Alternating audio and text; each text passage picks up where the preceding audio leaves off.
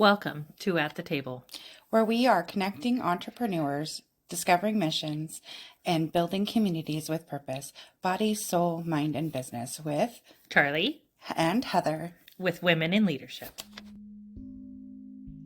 Hi, welcome to the table. I'm Charlie. And I'm Heather. And together we love coming together at the table to meet wonderful people in our business community. New friends, new business partners, just new relationships and cultivating those relationships with others. And today at the table, we have a very special guest with us. She is a body language strategist. So she helps support you in communicating with confidence in your body, which is awesome. Trish Tatarek, Life and Work with Trish.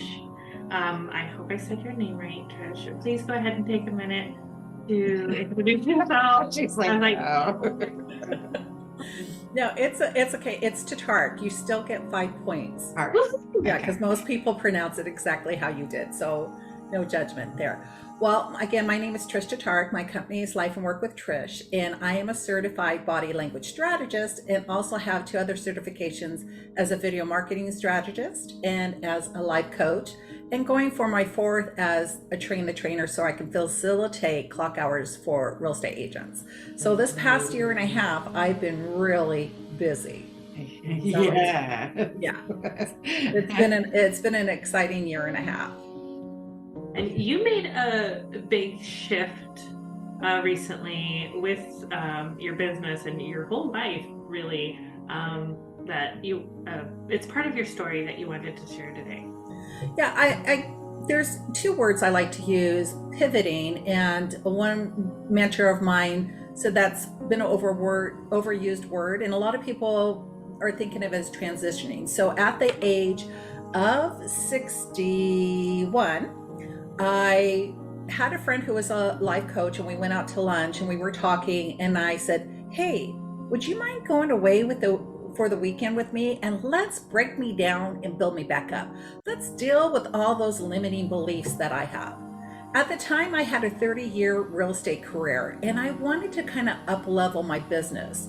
I noticed that my business was drying up a little bit. I was a new construction agent for about 22 years and had overlapped that with resale for the past 13 years. But the market was tough and I wasn't enjoying it as much, and I just wanted to find a way to make it work for me a little bit.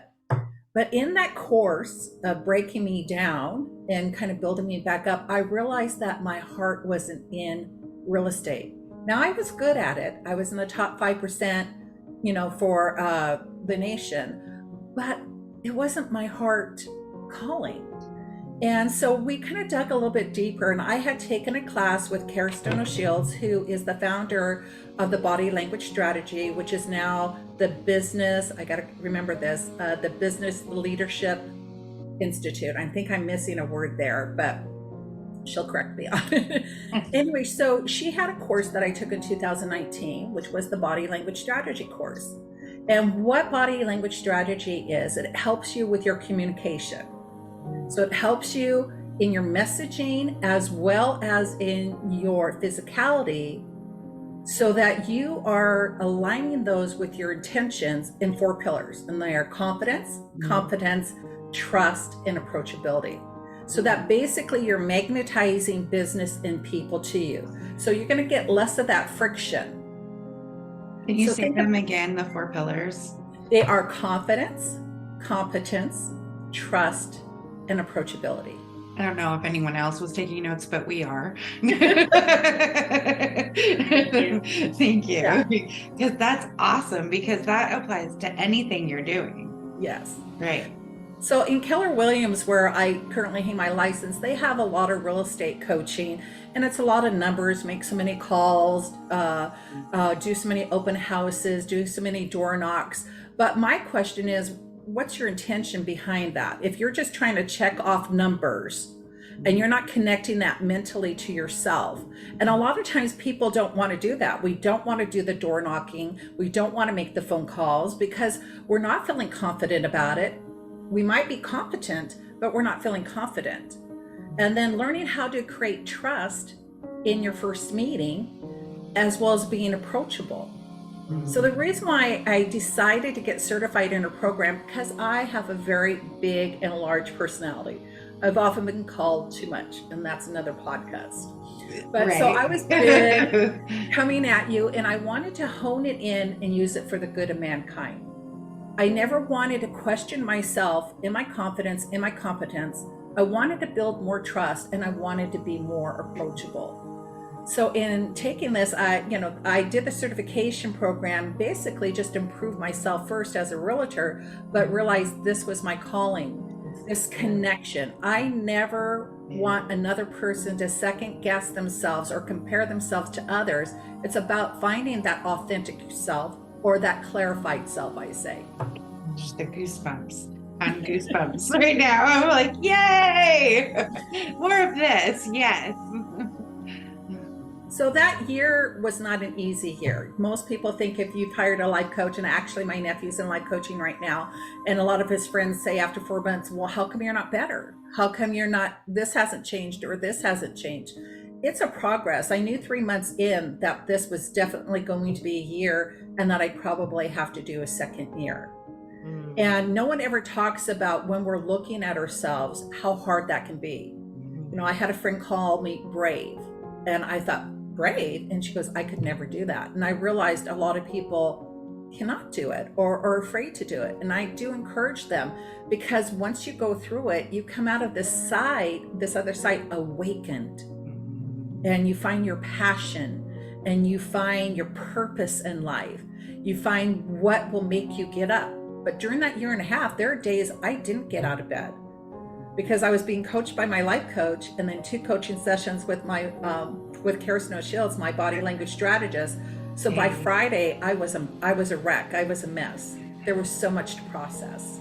Yes. One of the things that I've been working on is even just looking at myself in the mirror with confidence. You know, and it's taken a lot of time to actually be able to look myself in the eyes. You know, it's taken a lot of practice and a lot of like inner work with myself to figure out, you know, why is it so hard right now to look myself in the eyes? But the truth is we're not used to looking at ourselves. Well, and if you can't look at yourself in the eye and love on yourself, then how can you expect others to do that? Exactly. I think of Mel Robbins. She had her high five series out, and I don't know if you guys knew about that, where it was awkward. You'd go in the mirror every day and you'd look at yourself and go, high five, Trish, you're awesome, you're great, because you can't go, you suck, you're awful, and do that high five at the same time. They don't work. So you can only say good things about yourself. And we shouldn't wait for others. We are taught not to be braggarts, you know, not to have an attitude or this high ego thing. But there's no harm in knowing what you're capable of. And then, because really in business, what you're selling is yourself. I don't care what you do, whether you're executive secretary, a salesperson, a line cook, or whatever, your product is you. Yes. Isn't that huge? It is so huge. Yeah.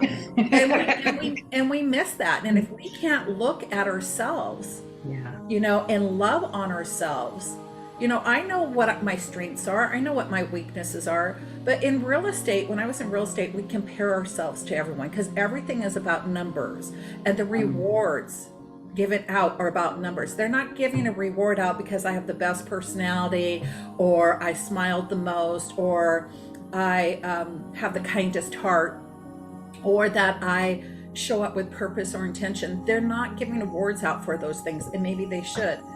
It's all about the numbers. And then we start comparing. I didn't sell as many houses as they did. I didn't have the same volume as they did. And then we become unhappy with our own success.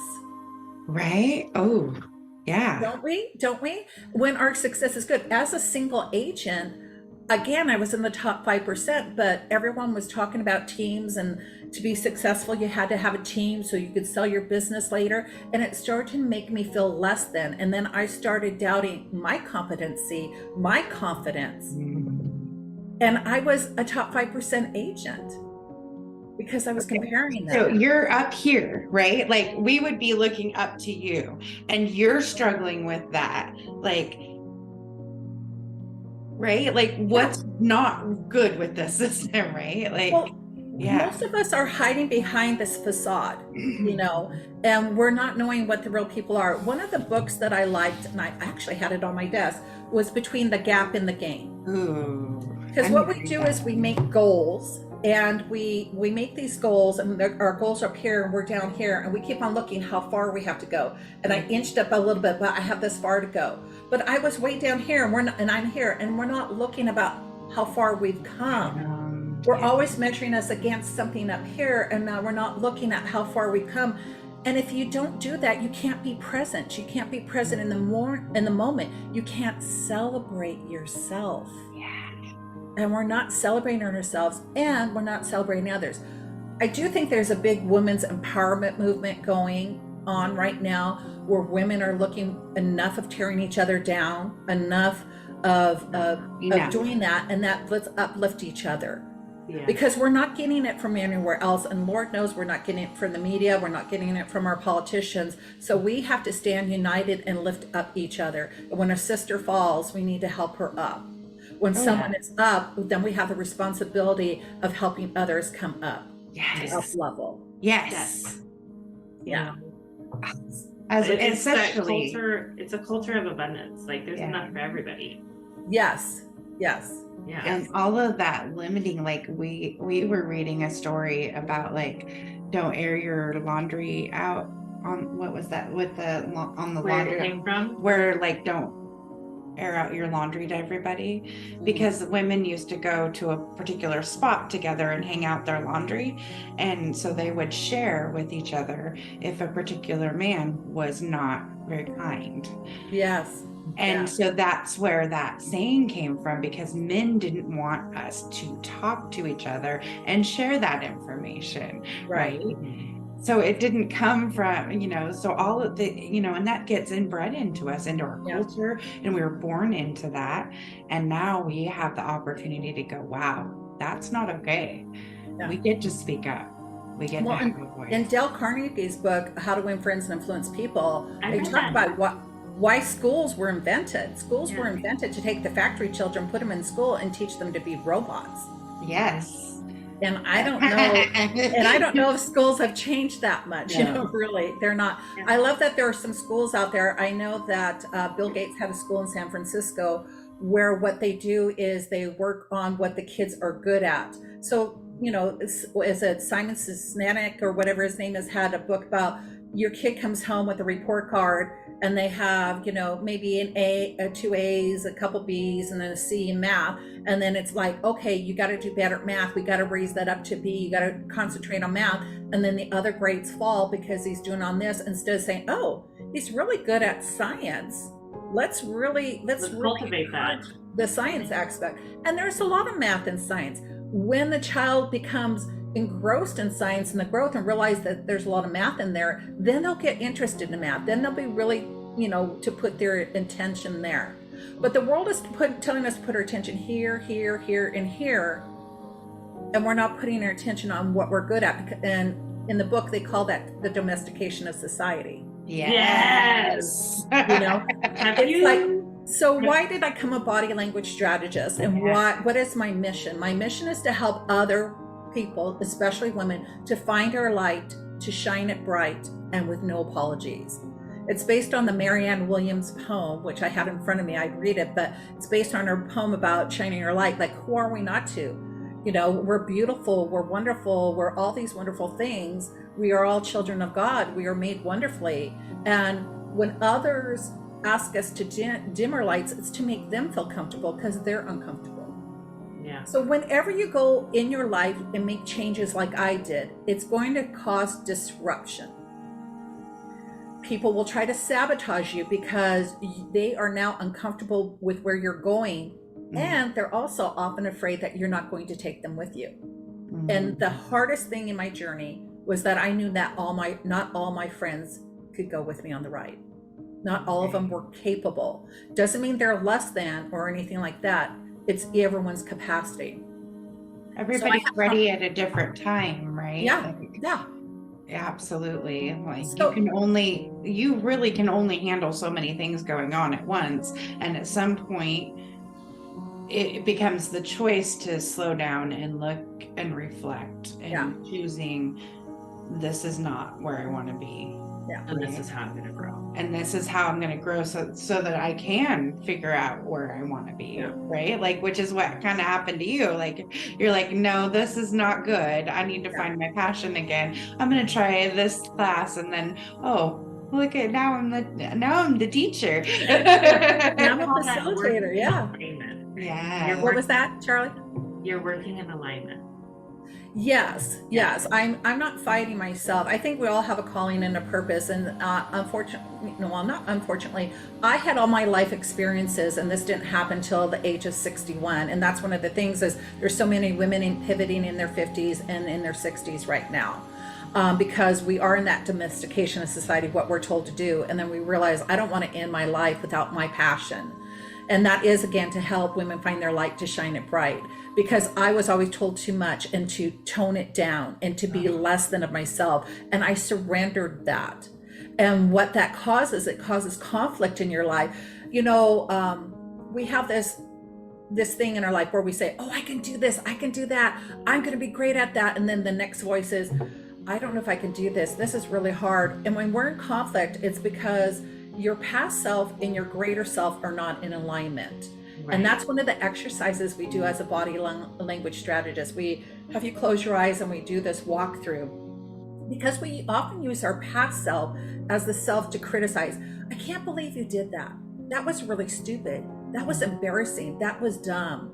You know, you made a fool out of yourself. Judgment on ourselves. Those are the voices that we hear. But think about your past self. Your past self knows you like nobody else. Your past self has been through the good, the bad, and the ugly. Your past self has survived and often thrived.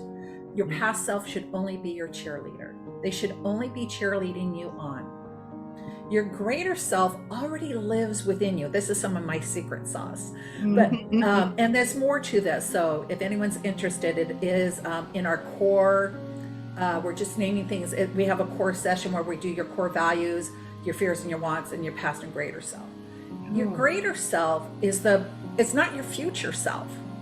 Greater self lives within you. You haven't maybe tapped into her yet. So through this, we learn to tap. Since your greater self is already arrived, is already a success, already knows everything they need to know, your greater self is who you go to ask the question when you're overwhelmed. I'm overwhelmed. What do I do next? What's the next step I need to take? Because they already have the answer. Most of the time, our answers are already living inside of us. Yeah. Right? Yeah. So great. So when we tell somebody you're already enough, you already have it in you, that's what we're meaning. Yeah. One of the hardest things for me is that if someone gave me a compliment, like my friend telling me I was brave, or someone telling me I look nice that day, or, you know, I'm proud of you, or, you know, you do magnetize, Trish.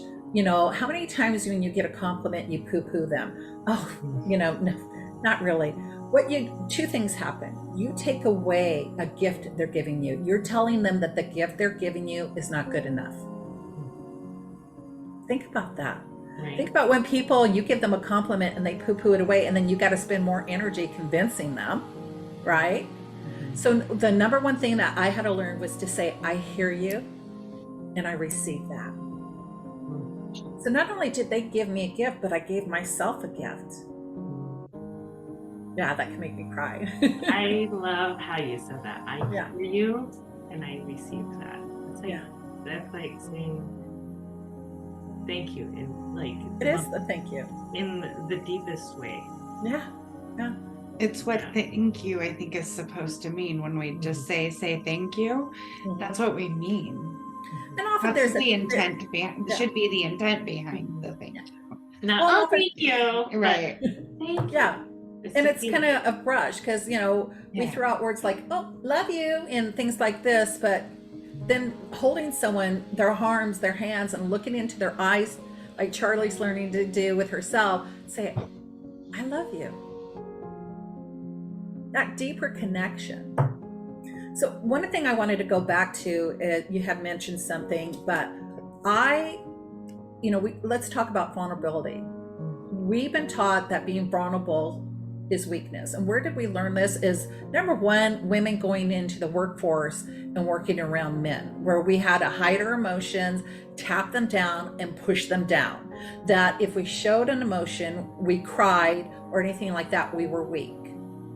If we argued, then what we were, the B word. Yeah. And I know this because I was in corporate America. And in order to get ahead, one of the things I had to do was lose my femininity. Now, I still wore dresses, I still wore makeup, I still did my hair, but I'm talking about the internal part of my femininity. So when I hired a wardrobe stylist at the age of 61, after I had lost some weight, and I said, what does a 61-year-old look like dating? She came over and she had these I am statements and she had these words we circled. And she goes, okay, Trish, if you're picking out this is Lisa Fisher with Lisa Fisher Styling, by the way. Fabulous. She's fabulous. And so she said, choose 3 words for dating and then go pick out an outfit that matched those 3 words. And I put outgoing, sincere, and playful. She said, you circled romantic. How come you didn't put that? And I started to cry. This is before my life coaching. Lisa was actually the catalyst that made me hire the life coaching when I realized this. And I said, I don't know what it's like to be feminine. I can dress it, but I don't feel it in here. And realized that most of my relationships, even my romantic relationships, were run like a business. Because I had to let go of so much of that. And then I started to talking to other women in their mid-50s to mid-60s, and they felt the same way.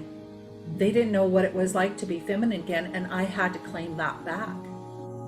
So I say that because this vulnerability of my life coaching, I lived very out loud on Facebook. There are Facebook lives of me with tears streaming down my eyes, black mascara running down my eyes, and I'm crying because I'm at a loss, I'm scared, I don't even know how to function that day because it's so hard. And I lived it very vulnerable because I knew not everyone could hire a life coach. Not everyone could take a year and a half off and not make money to do what I was doing. So I wanted to share what it looked like and then exactly what the outcome could be. I love your videos that you post. Thank you. It's like a little daily inspiration, of life and work with Trish, and you are extremely vulnerable in your posts. And I think that's part of what draws me to you is your vulnerability. And what draws me to many of the women in our universe is the vulnerability. You're open enough to be vulnerable. You're not afraid or holding a veil in front of your stuff that you're working on. You're like, I'm working on my stuff. Yeah. And this is just me, and I'm trying to embrace who I am and figure out who that is because society told me that I had to fit in this box. And guess what? I don't fit in that box. Yeah. Right. Well, and then someone's always going to relate one way or the other.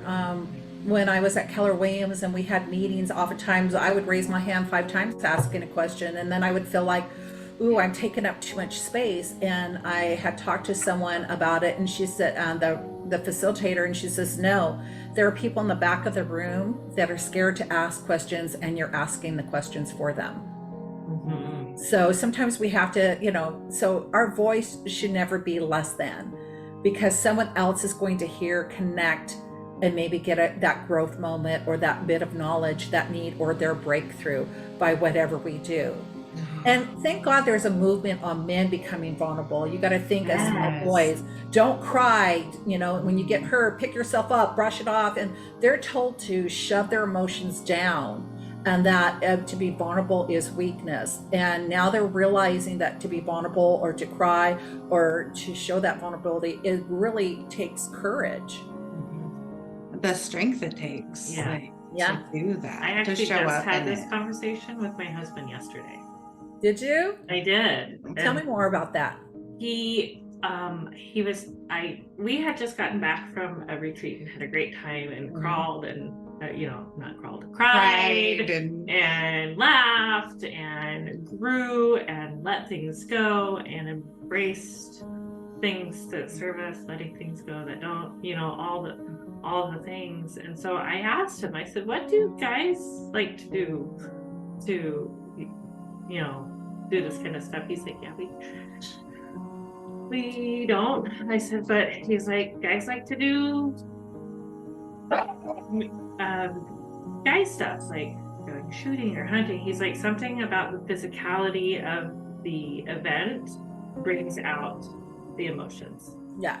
And he said he has been to things where men have worked through their stuff, right, and things like that. But yeah, it was a good conversation. Even like going out and doing woodworking, where they're like the vibrations of the machines helps them work through things. I've seen that happen too, and I think, and they do it alone, which sounds really lonely to me, because we congregate so nicely and we accept each other in that vulnerability, and we create that safe space. I hope that for them too. Right. It's interesting. When I had 2 relationships that didn't work out, I The realized, Marysville Police I was the Foundation is a common denominator. Then 501c3 I went and organization to did support 2 these areas relationship of the courses, Marysville and one Police of them Department, was with law a enforcement, guy who was a officer psychologist, wellness, and the other the person was a community couples life outreach coach. programs and activities. And one We of the look forward things they to said is, serving like, you. when a man says for maybe the first time, I love you, and it doesn't sound very emotional, it's because they've already processed it. We process usually at the moment and speak at the moment as we're processing, but they go process, then they come back and have the conversation. So we don't often hear the emotion or the soft feely things, but they already process that. So it doesn't mean it's not there. It's just different. And we are so wired differently in the brain. And when you really understand that, how chemically we are different in the brain, and how our brain processes between our right and our left and things like this, you can give some grace, and definitely in certain areas. So Right. Absolutely. Yeah. So one of the things that I want to do in my life coaching is, I want to call it kind of strength coaching. So it's not about hitting your numbers at work or whatever, but how to make yourself strong, like I said, in those 4 pillars of confidence, competence, trust, and approachability, so that you can go on that world, with your authentic self, with your clarified self, that you won't let others impact you. Maybe you're impacting others to up level themselves. Definitely. Yeah. I think that's excellent. And I know we've got to wrap up today's podcast. This has been an amazing conversation. We hope you'll come back and be at the table again soon. Yes. Keep this conversation going, because I feel like this is definitely something for us to work on. And is this self-confidence and how we present ourselves to the world around us. And I just want to thank you, Trish, for coming on today. And this conversation had so many bell bombs dropped. Yeah. It's been fabulous. Boom, boom, boom. I know I probably could have talked more about body language strategy, so we could save some really other little secret sauce moments for another time. Yeah. Definitely. Yeah. And oh man, I'm kind of blown away. I love it when conversation can be organic. Right. Yes. Same, Right. same. Exactly. Organic, authentic, and vulnerable. And if you would like to get in touch with Trish, her links will be in the comments below, or wherever those might be. Yeah. I don't have my website yet. I will have that shortly, but definitely anyone can email me, text me, any of that. Find me on Facebook, and the website should be up in a couple weeks. Awesome. It's on its way. Yay. Almost done. It's so exciting. It's so fun. Thank you so much for joining us today. We want to say thank you to our guest, Trish, and then also to you for joining us as the audience. Without you, we wouldn't be here. And stay tuned for a little bit about the cause of the quarter. Coming up next. Namaste. Mwah. Bye, ladies.